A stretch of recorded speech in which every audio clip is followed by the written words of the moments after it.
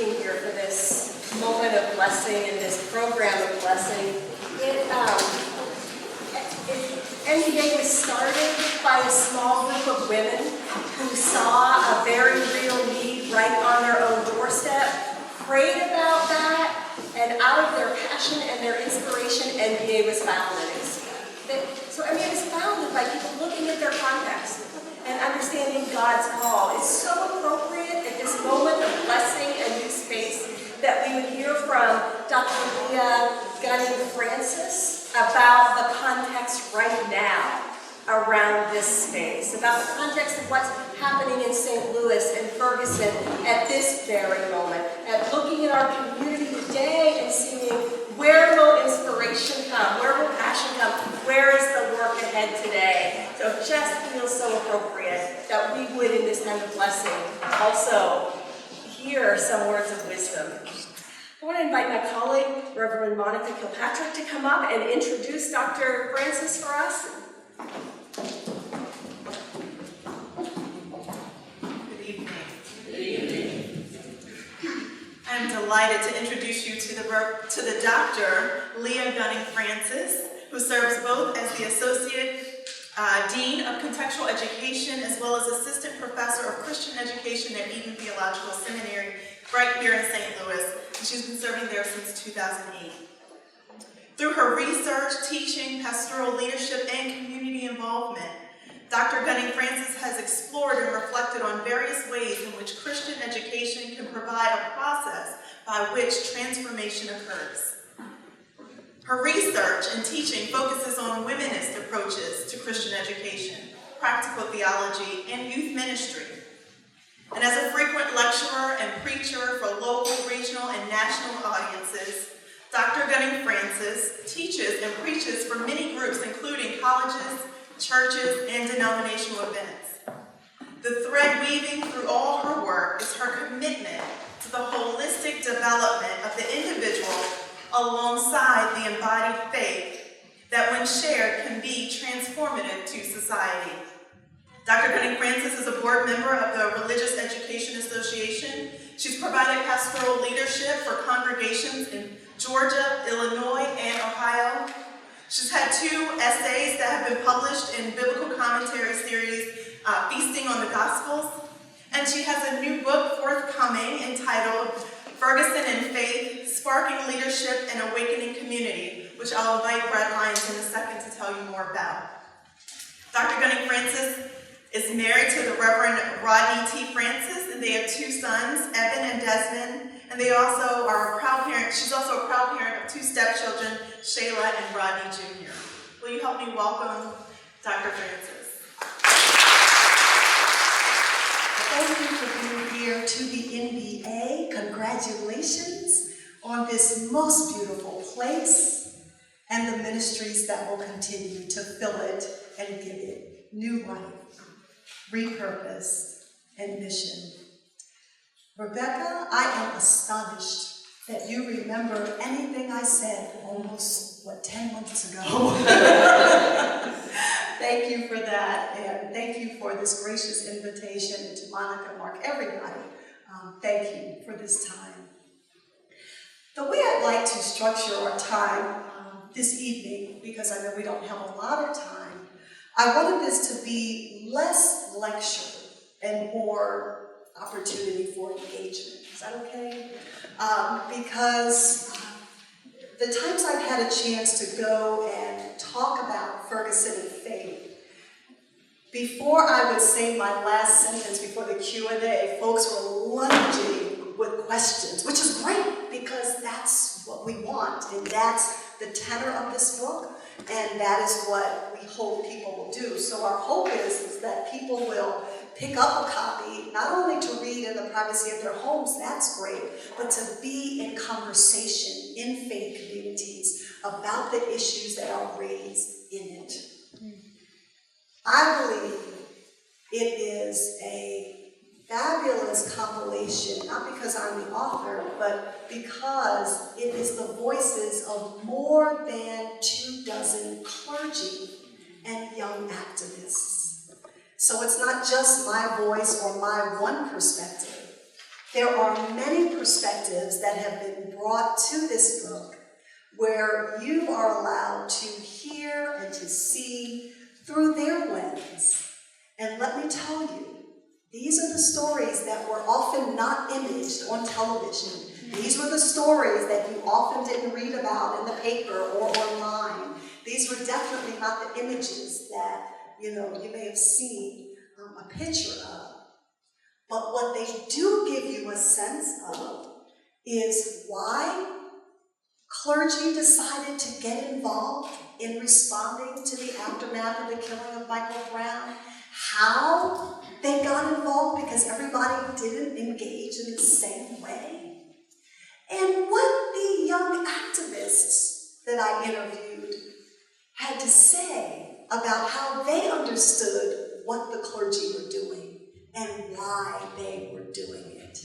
Now, to be very clear, this book is not representative of all clergy that participated, nor is it anywhere near representative of all the young people who actively engaged in this movement for racial justice. But it's a snippet, portraiture, perspectives of hearing some voices, some which may be familiar, like Jackie Foster, and some which may be new. But the hope is that as you read, if you choose to read, and as you listen and engage, that at the end of the day, we might all engage the question, what does this mean for us? As we think about living into a future filled with hope. How shall we, all of us, live into a future filled with hope? One of my hopes is that this book sparks an awakening. Now, not just because the subtitle is Sparking Leadership, Awakening Community, but the kind of awakening that really allows us to open ourselves in ways that perhaps we may not have been open before. And so what I mean by that, in terms of awakening, I like to think of it in terms of awakening all of our senses. Our sense of sight, hearing, taste, smell, touch. How might a critical engagement in thinking about the very prevalent issues of our day cause us to wake up all of our senses? So it's not just an intellectual exercise. It's not just about, well, I think XYZ or you think XYZ, but rather, what does it mean to really become awake? I love the quote that the late Howard Thurman said, don't ask what the world needs. What the world needs is people who have come alive. And I believe that even in the unfortunate and tragic events like in Ferguson and in other places that we have seen around the country, that while they are definitely tragic, that if we're going to prevent them from happening over and over and over again, we all have to come alive in some new kinds of ways. And so I want us just to think really, just briefly about coming alive and awakening our senses. So just a couple points I want to make, and then we can open it up for some questions. Our sense of sight.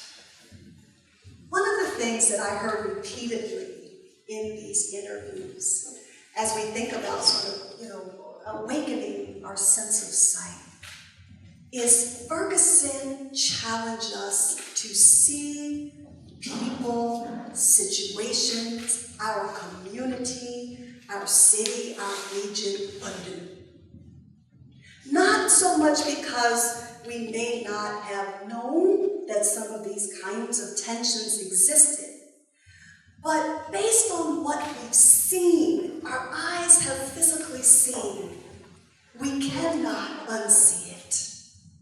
And so if we are to really wonder how we awaken our sense of sight, this kind of event challenges us, I believe, to take seriously the need to see ourselves, each other, our communities, our churches anew. The same old stereotypes, the same old way of thinking about who is in and who is out needs to change. And so how do we refocus, get some new lenses, awaken our sights anew is a challenge that I see coming out of this work and heard oftentimes in these conversations. Our sense of hearing, to not only see each other, our communities, our churches anew, but also to hear from unlikely people. One of the things that came through loud and clear, at least to me and maybe to some of you, is in this movement that we've seen for over the past 10 months, this demand to be seen and heard. This demand to be seen and acknowledged and heard that I am human too. And so when we heard people around the country say, well, but where are the leaders? There are no leaders here. There are no people. There's no leadership. You need somebody resurrect Martin Luther King. Right. Where's the leader? And I'm saying you're not hearing. And you're not hearing because you're not listening. Because if you're listening, you would actually hear the voices that we often don't listen to.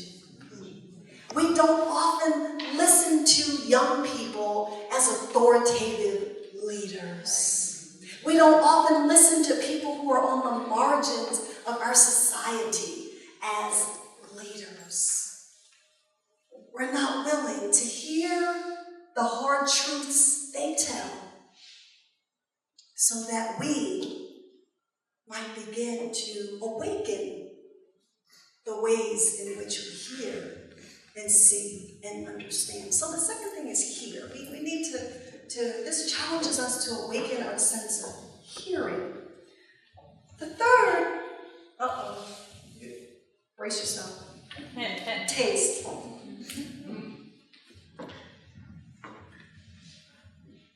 This has taught me and others that if we're going to be serious about awakening our sense of taste, we have to get ready for the bitter dregs of discomfort.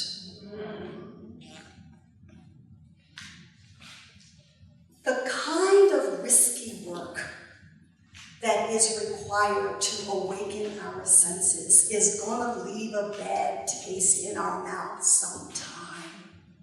Sorry. It just is. Because it's going to require us, we've already talked about seeing anew and hearing anew and challenging some ways of thinking that are new to us, and ultimately the mirror will be in front of us to say, how might I need to change? And that, as we all know, can be very uncomfortable. The bitter dregs of discomfort are required to taste anew, I believe. Okay, next, touch. Awakening our sense of touch in a way that we genuinely and truly touch the hands and hearts of others. Not just touch, metaphorically speaking, imaginatively, but literally touching. Because because if I can't touch you unless I come in proximity of you and extend my hand toward you. Literally touching hands as well as hearts. Awaken to that kind of sense, our sense of touch in that way. And finally, awakening our sense of smell.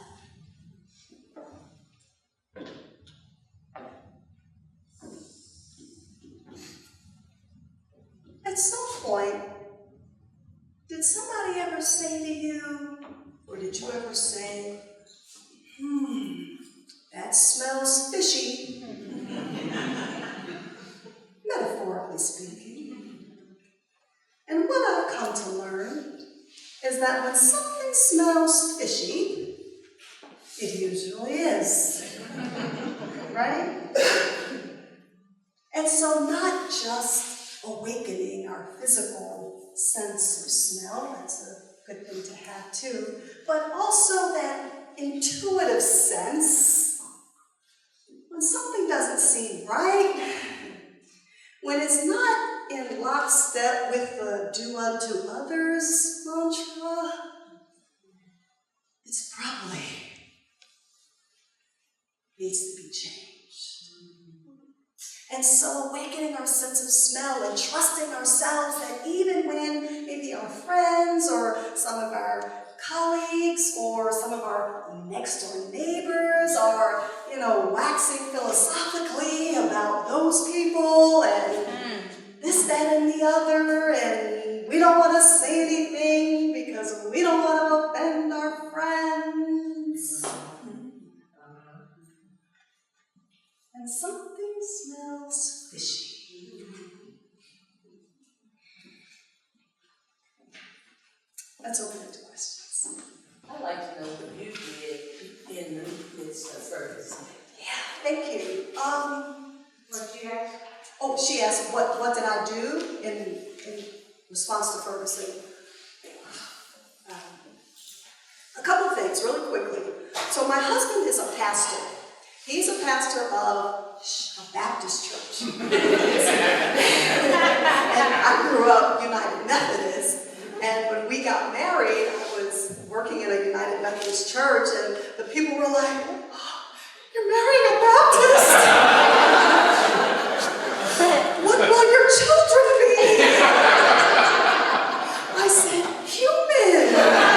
And lo and behold, they are on most days. But anyway, and God bless my husband. He's wonderful. I love him.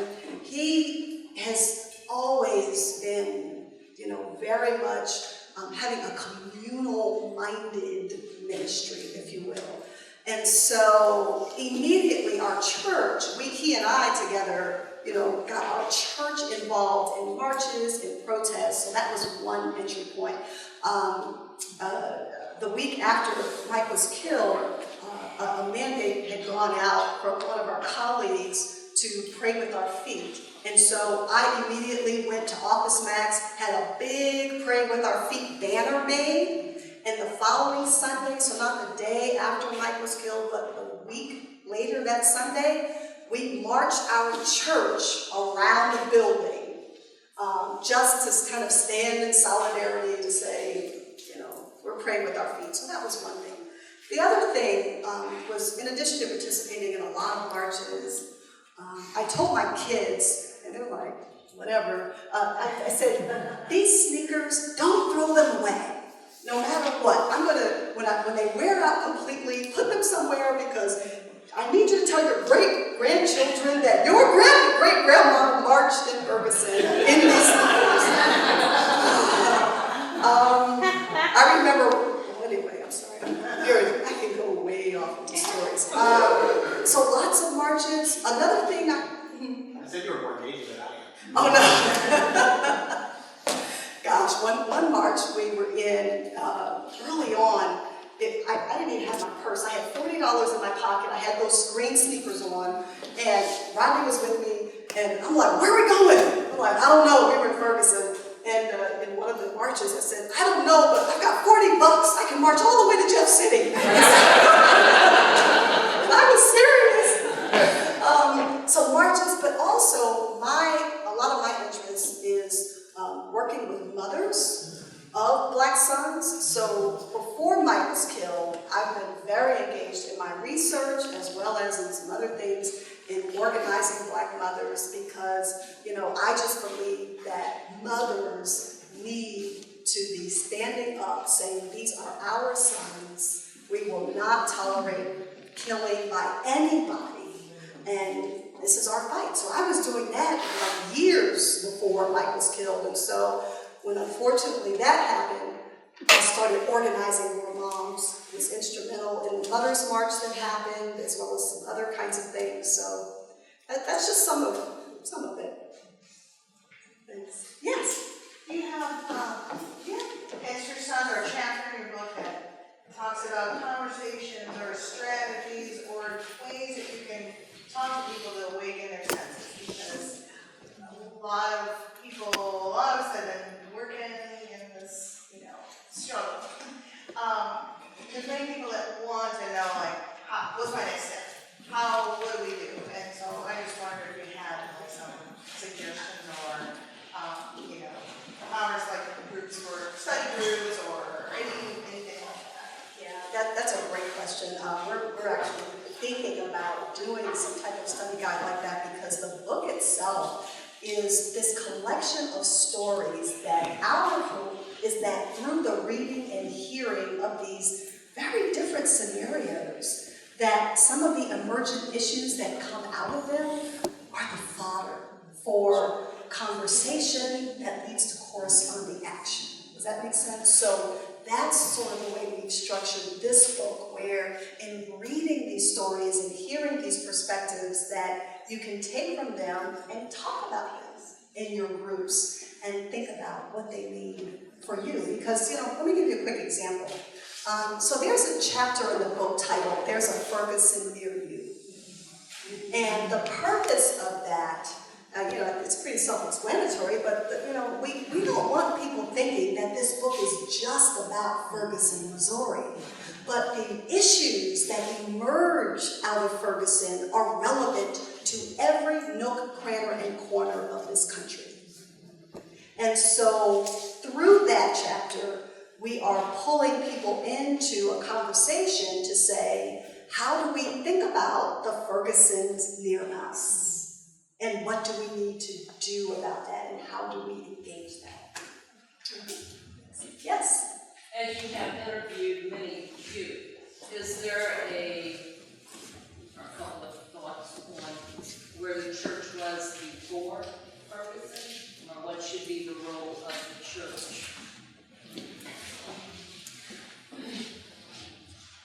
There definitely is not a claim that the church has made any giant leap in any one direction.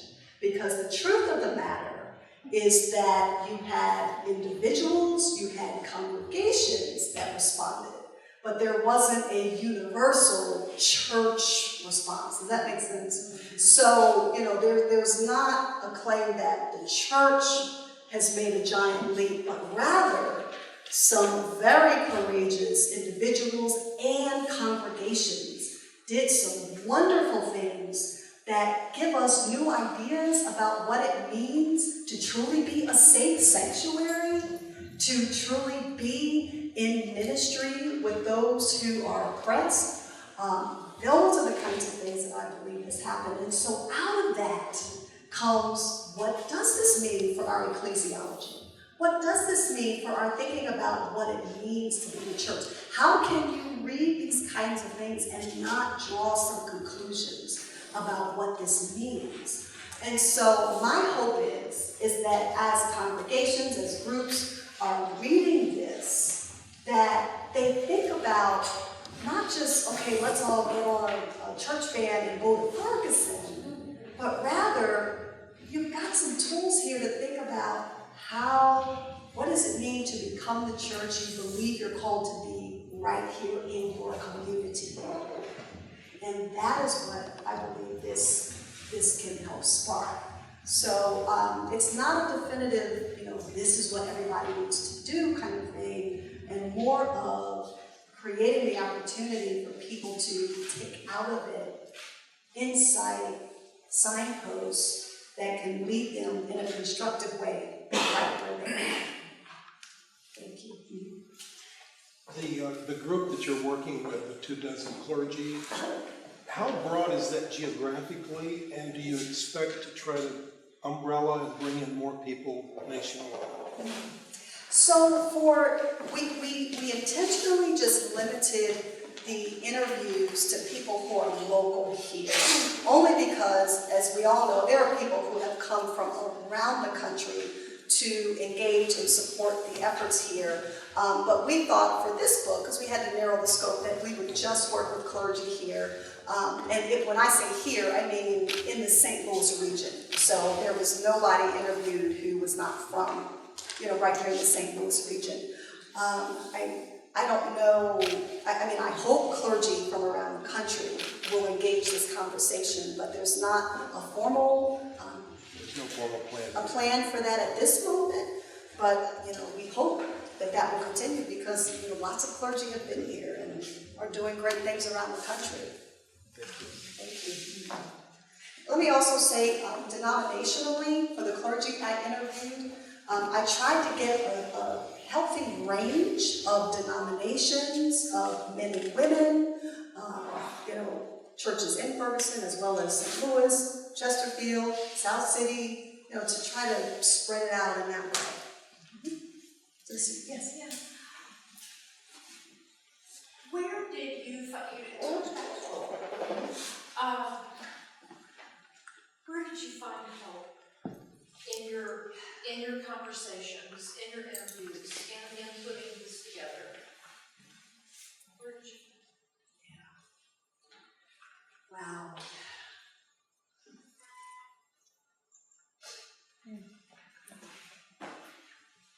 To see and hear and feel, because it's one thing to, just sort of think about somebody's experience, but to have the privilege of sitting and listen to them talk about their experience, and to hear why they did what they did and understood this as integral to their faith, not, ancillary to it, but an integral part of their faith.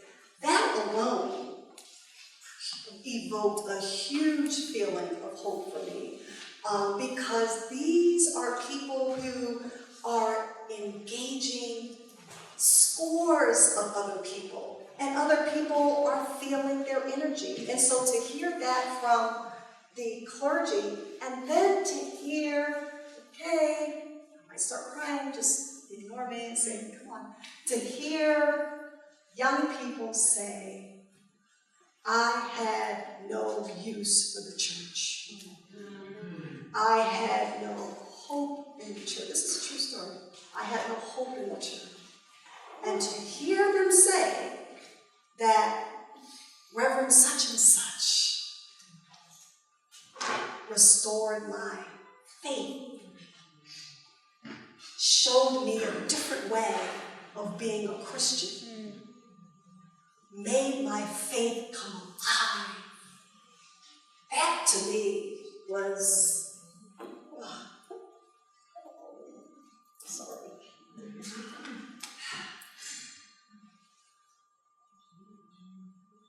People who felt like that. Our kids. These were 20-year-olds, 23-year-olds, kids. To say their hope had been restored because of Reverend so-and-so or church so-and-so. My God. That is where I found a lot of hope.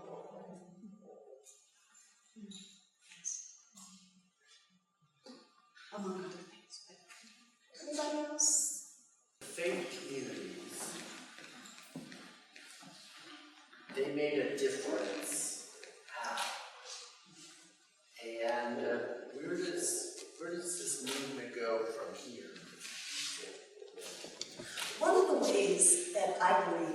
they made a difference, and the ways in which they talked about what they did that I interpreted as making a difference. The kind of presence that they were was huge. You had some clergy, many clergy who were de-escalators, who were very intentional in, making sure that everybody stayed safe, that tried to broker between, the police and the protesters when things would get kind of heated. That's huge. That type of physical presence was amazing in terms of being able to make a difference. But another dimension of their presence, and both the young people and clergy talked about this, was that it was a presence that was not, I'm in charge and you have to do everything I say and, that's the way it is. But they talked about the way in which clergy would often take a step back so that young people could be saved, but still allow their voices to be heard. And they reflected on that, saying, that really made me feel valued. That really made me feel, important. And so to see clergy working in those kinds of ways of doing the delicate dance of both leading in some traditional ways, as well as being willing to take a step back. So that kind of two-step was really integral to help provide some needed support to so many of the folks who were actively engaging on the streets. So that was one of the ways that I think they really made a difference. What was the second part? I'm sorry. Where do things go for this movement from here? Yeah. It's hard for me to say. I honestly, I can't say. Because, it's from what I understand, it's not, again, there's no one leader to say, now we go to the promised land, and it's north of Del Mar, and we go left. That's not the way this is working.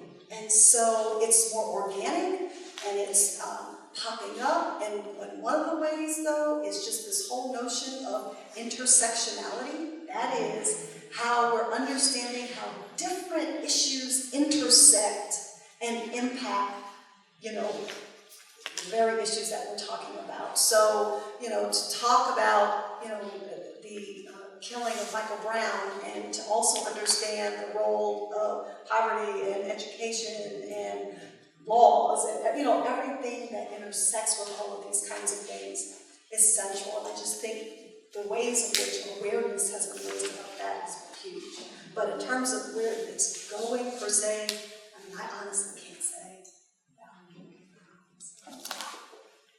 Yes? When we moved here in 1979, I wanted to be in an interracial area. We had interracial kids, so we're right next door to Ferguson, and you can see the helicopters from our back windows, pretty close. And the perception that's out there around the nation is that Ferguson was like Watts' ghetto that caught on fire, rather than a basically middle-class community. And so I have a lot of misperceptions because of the slant that media coverage takes. And so I'm just inviting, most of you are from St. Louis, I'm just inviting you to find ways to be a part of the life of that community, to help in the sort of the rebuilding efforts, the attempts to bring reconciliation, and so that's probably sort of that happened, but it's a place where something began. One of the, couple of the folks in the book talk about that because they're from Ferguson, and they describe that very kind of thing. One of the things that struck me when I went to Canfield Drive, where Michael Brown was killed, was the narrowness of the street. And if you haven't been there, I encourage you to go. The memorial is down now, but you still can go see the space where it happened. And I always tell people you need to go because the way it's shown on television, you can't get the perspective of the kind of street and neighborhood that it is. And I measured, Brad talked about how far my office is from his office. You know, I'm like, this street is no wider than my street that my kids play on every day. You know, I'm like, what is this? So, you know, it's not. People don't always understand the kind of community that it is per se. So I'm always encouraging people, you need to go see that street. Let it awaken your sense of sight a little bit. There is a plaque there now. Yeah. Yes. Are you thinking about doing that gun project that you did at your church? I thought that was very powerful because I just turned on the news and my heart is very heavy on the shooting since about 5 o'clock this afternoon. Are you thinking about doing that again? And what did you all find out as a result of the first trip? So this is in reference to the toy gun buyback that we did 2 years ago. And again, you know, I have 2 small children and they're boys, and a lot of my angst has been our culture's fascination with guns, and even having children, you know, pretend to kill. And I keep asking the question, why would you encourage children to pretend to kill each other? I made a list of 100 things you can put in your children's hands, and a toy gun was not on that list, or sword, or whatever. So, I don't get that. So, our church 2 years ago, this was shortly after Newtown, okay, that summer after Newtown, we decided to have a toy gun buyback, just to say, hey, kids, if you bring your toy guns, your weapons, your violent video games, bring them to our church, and we will exchange them for a non-violent toy. And the day it was announced, it was at one of the forums Rodney was having at the church. There was a reporter in the audience, and he wrote an article, potluck on Sunday, toy gun buyback in the summer, and the AP picked it up. And we received thousands, with a plural, thousands of letters, emails, phone calls that were very hateful, that were very racist, that threatened my children, my face, my husband's pictures plastered on all of these fringe websites. This is a true story. And so we had to decide, do we go on with this toy gun buyback event, or do we say no? Well, we decided to go forward and garnered some other support from around the community and ended up having the event at 3 locations around the region on the same day, as opposed to just in the basement of our church. But we didn't know that taking away toy guns was violating a child's Second Amendment right. Right. I'm gonna say that now. So I don't know. So I answered that question. I don't know. At this time, my nerves are still pretty shot from that experience. It was my kid's school. It was, oh my gosh. You don't ever want to get in those crosshairs, let me just tell you, of a group that will remain nameless. So I don't know. Any other questions? Comments? Hopes? Insights? Yes? So, as a mother of a 22-year-old son who was just recently assaulted by the Springfield police and is completing his final year of college, I guess I'm more, this is so good, but I guess I have more of a comment than a question, because his narrative does not speak to what the media portrays our young black men as being. And he survived his assault. Although it has left medical, mental, spiritual damage. Right. And I often have to continue to say his life has truly been interrupted and disrupted. And now he's forced to figure out, what do I do from here? Because he has a semester of school to complete for him to say that I succeeded and can continue on in the world and be productive. And that has been taken from him.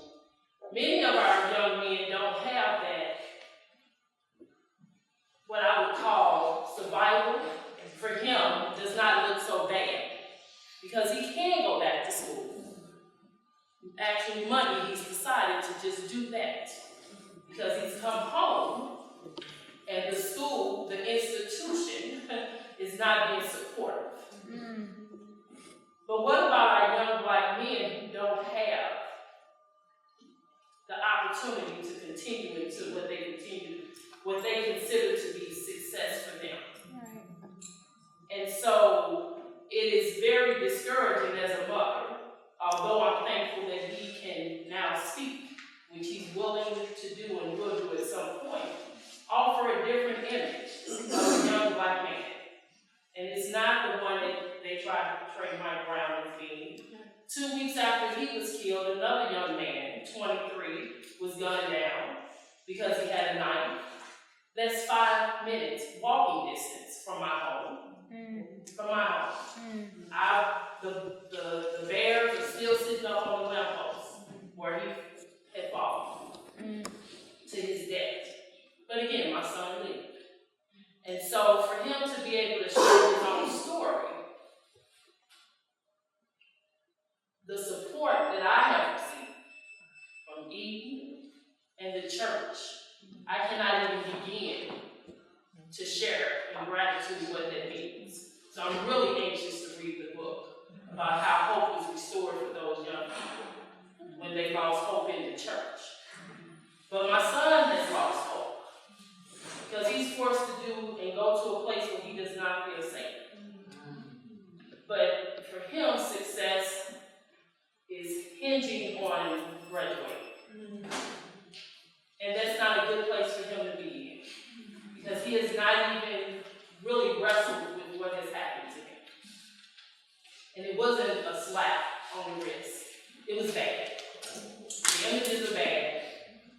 What he's experienced is, for a mother, I want to pack up and go and move to Springfield with him. But I can't. I have to deal with my faith. And this really has tested. And I know just how strong it really is through this. But again, just my comment, I did want to share that because it does intersect with what Dr. Gunning Francis is and has been doing for years prior to Michael Brown. But as a mother and clergy, that's where I'm tense right now. But I'm thankful for the church because I don't have the story that a lot of people have about the church not being supportive in times like this. And it's a reminder that this reality, this narrative about young black men being dangerous and thugs and gangsters and all, it is causing tremendous amounts of damage around this country, around the world, just around this country, in ways that we really don't have a clue, because they don't always result in a Ferguson, if you will. Right. But the impact on those families and communities is just as severe. And the point of Ferguson faith, and the point of so much of what we've seen is that this has to stop. That's right. It has to stop. That's right. And this is just today I heard from listening to the radio, and often I say to myself, well, what kind of changes do I see? What is actually happening that I cannot see? I have some desires regarding certain politicians in the city that I wish would happen quicker than they are happening. I will name names. But what I did hear was that the police departments around the country, and I don't know yet what to make of this, but they seem to be saying that the old guard whose views seem to permeate what generally happens to young black men, is being changed by the younger, more educated policemen who are coming into the profession, and that means that it's believed that beliefs and attitudes of policemen are going to be changing too. And I know they're just one entity that we're talking about, but because we see them all the time, and they're always in the midst of all the chaos, then if that is true, then that to me is a good sign of something. I can say, well, this is what came about. I'm sorry that Michael Brown was murdered. I'm sorry, I'll be sorry for the rest of my life. And for all the other women who have been murdered. But out of all that ugliness can come some good stuff. I'm hoping what I heard today is a part of that good stuff. Thank you. We hope that too. I mean, but if it's going to be, it's up to us. Really. I mean, not just us in this room, but us. Yeah. What occurred to me when you were talking, I spent this morning in court in Clayton with a young black man and his family who is facing a murder charge. And we had a really hard morning in court. Bond, the $1 million bond will not be coming down. And there was person after person after person, hearing after hearing after hearing. And I sat there and I looked at a lot of young men and a lot of families destroyed.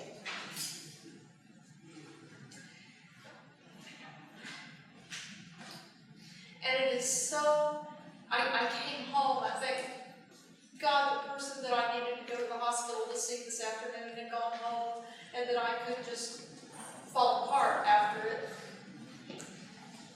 Because I came home and I felt hopeless. I said, I don't know how to change this. The family was asking, isn't there a speedy trial? And the lawyer, and as we were in a little room talking after the events of court for the day, and the lawyer said there is no such thing as a speedy trial in Missouri. It will not happen. And I know that young men are sitting every other week when I'm with him in the jail. They're sitting there for years. And I need to feel that we can make a difference somehow. And his lawyer said to me this morning, if you can just try to keep his spirits up.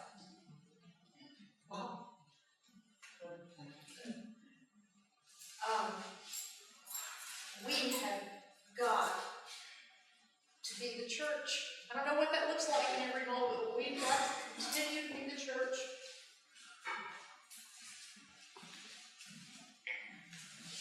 I am beginning to really appreciate the mantra of it is better to light a candle than to curse the darkness, because there is darkness everywhere.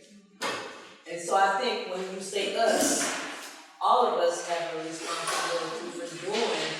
It might be something really simple and insignificant in the scheme of things, but it lights a candle and removes some darkness and makes somebody's life just a tad bit better. And you can spread that light out into those corporate halls and those governmental entities and all those other places. But we do, no matter where we are, we certainly know that we have to protect ourselves. We know that we have jobs to protect and families to protect. But wherever we are, whatever we can do to make a difference in this world, we're supposed to do it. There is no mistake about it. Amen. Thanks, everybody.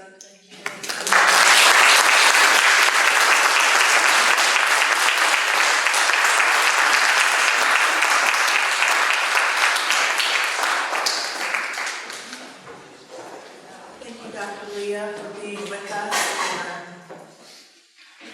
for sharing your work, and more importantly, sharing your heart in this space, and for all of you for being here with us. And this is a deep, ongoing conversation that impacts and will impact us for a very, very, very long time. But we're not without hope. Amen. So we're going to close this time with a prayer. So will you pray with me? Could I say that to make a connection here that you all haven't made on your own is that one of the gifts is that MBA, along with reconciliation ministries, is trying to work with this issue, with pastors, with churches. That's right. Not only here in St. Louis, but to roll out something that's going to make a difference in other communities across our denomination. And so we don't think of MBA in those terms at times when we think of health and social service ministries. But that's the connection, that MBA is doing this work with us too, and is working on that. Thank you so much, Jackie. That's really, really important. Let's pray.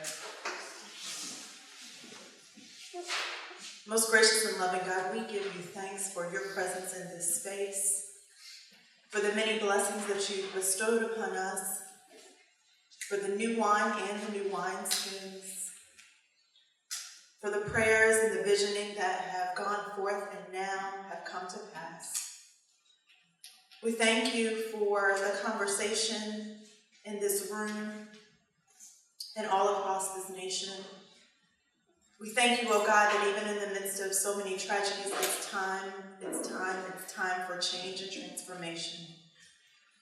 And we thank you, oh God, that you are awakening us, that you're opening our eyes in a new way, that you're adjusting our hearing to hear those who've been silenced for so long, that we're smelling the things that we smelled for so long, but now we're having the courage to name it.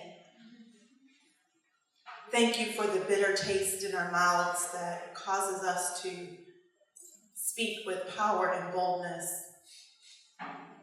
And thank you, God, for the opportunity to touch one another, physically touch one another, and see each one of your children as your own. We thank you for each of those who are gathered in this space and for the families and communities that they represent. We ask that you would continue to bless the ministries that go forth from this place. We leave this place, but we never leave your presence. And for that we rejoice. It's in Christ's name that we pray. Amen.